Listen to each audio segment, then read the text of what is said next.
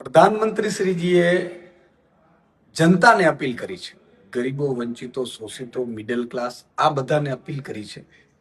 અને એમણે અપીલ એ કરી છે કે ભાઈ સોનું ન ખરીદો, પેટ્રોલ ડીઝલનો ઓછો ઉપયોગ કરો, અથવા તો સરકારી મેટ્રો ટ્રેન હોય અથવા તો બસીસનો ઉપયોગ કરો, જેથી ગાડીઓમાં આપણે ડીઝલ કે પેટ્રોલ વપરાય નહીં. સાથે સાથે ઘણી બધી એવી અપીલો કરી, કારણ કે દેશ આર્થિક સંકટથી પસાર થઈ રહ્યો છે. આ પહેલા પણ દેશ ઉપર સંકટ આવ્યા છે, પણ આટલી બધી બાબતોની અપીલો પ્રધાનમંત્રીશ્રીઓ કરી નથી. પરંતુ લાલ બહાદુર શાસ્ત્રીજીએ પ્રધાનમંત્રી તત્કાલીન એમણે અપીલ કરેલી, જે અનાજની, એક દિવસ આપણે ઉપવાસ રહેવાની અપીલ કરી હતી. અને ત્યારે પ્રધાનમંત્રી શ્રીએ, લાલ બહાદુર શાસ્ત્રીજીએ, એમણે એમના પત્નીને કહ્યું કે આપણે એક દિવસ ઉપવાસ રાખી શકીએ છીએ. તો એમણે કીધું કેમ? તો મારે જનતાને અપીલ કરી છે, પેલા મારે પાલન કરવું છે. અને સાહેબ, ખુદ લાલ બહાદુર શાસ્ત્રીજી અપીલ કરી પહેલા પોતે પાલન કર્યું હતું. એક દિવસ અનાજ નહીં ખાવાનું, એટલે ઉપવાસ કરવાનો, એક ટાણો નહીં ખાવાનો. અને પછી જનતાને અપીલ કરી હતી, ખેડૂતોને અપીલ કરી હતી, દેશે માન્યું પણ હતું. અત્યારે શું થઈ રહ્યું છે? અત્યારે ખરેખર તો સરકારે પહેલે આપણે કાપ મૂકવો જોઈએ.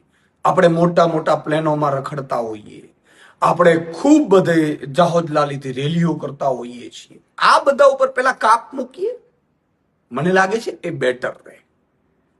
સરકાર પછી કોણ આવે? અધિકારીઓ આવે. અધિકારીઓ ભાઈ, અત્યારે તમે જે કામગીરી કરો છો એમાં તમે કાપ મૂકો, બરોબર છે. અને પછી ઉદ્યોગપતિઓ, મોટા ઉદ્યોગપતિઓ, 5, 50, 100 લોકો છે, એમને કાપ મુકાવીએ. ભાઈ તમે અત્યારે ચાર્ટરનો ઉપયોગ ન કરો, તમે કાપ મૂકો, ઘણી બધી બાબતોમાં કાપ મૂકો, અને પછી સામાન્ય જનતા આવવી જોઈએ. આ તો ઉલટું થઈ રહ્યું છે. જ્યારે દેશ ઉપર સંકટ આવે ત્યારે મધ્યમ વર્ગ જ પીડાય છે, મધ્યમ વર્ગ જ તેજવું. આજે માની લો કે આપણે સગાઈ કરવી, લગ્ન કરવા હોય તો સોનું આપવું પડે છે. હવે સોનું આપણે ખરીદવાનું બંધ કરી દેશું તો એ તો સામાજિક વ્યવસ્થા ખોરવાઈ જશે. અને અપીલ કરતા પહેલા આપણે કેટલું પાલન કરીએ છીએ, આ બહુ મોટી વાત છે. એટલે સરકારે પણ વિનંતી છે, જનતા પણ વિનંતી કરે છે સરકારને, અધિકારીઓને અને મોટા ઉદ્યોગપતિઓને કે તમે પણ કંઈક દેશ માટે કરો. અમે દેશ માટે કરીશું જ. બધી જનતાએ સ્વીકાર કરી છે તમારી અપીલ, અને પૂરી કોશિશ કરીશું આપણે. કારણ કે દેશ ઉપર સંકટ આવે છે તો એ આપણા સૌ ઉપર હોય છે, અને આપણે સૌએ પાલન પણ કરવું પડે, અને આપણે સૌએ એગ્રી પણ થવું પડે. અને આપણે સૌ વધારેમાં વધારે, હું પણ અપીલ કરું છું કે જનતાને, કે જેટલું થાય એટલું આપણે પાલન કરીશું. પણ સાથે સાથે સરકાર, અધિકારીઓ, મોટા ઉદ્યોગપતિઓએ પણ કરવું જોઈએ, એવી જનતા પણ અપીલ કરી રહી છે.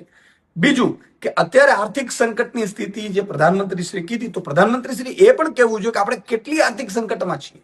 ભાઈ, દેશને પણ જાણવા માંગે છે કે શું સ્થિતિમાં આપણે છીએ. આટલા વર્ષના શાસન પછી પણ આપણે નબળી સ્થિતિ થઈ ગઈ છે. એટલે આ બે બાબતો છે જેનો ખુલાસો સરકારશ્રીએ પણ કરવું જોઈએ, પ્રધાનમંત્રીશ્રીએ પણ કહેવું જોઈએ, એમના નેતાઓને, અધિકારીઓને, એમના સરકારોને પણ કંઈક કહેવું જોઈએ કે આપણે પણ કાપ મૂકીએ.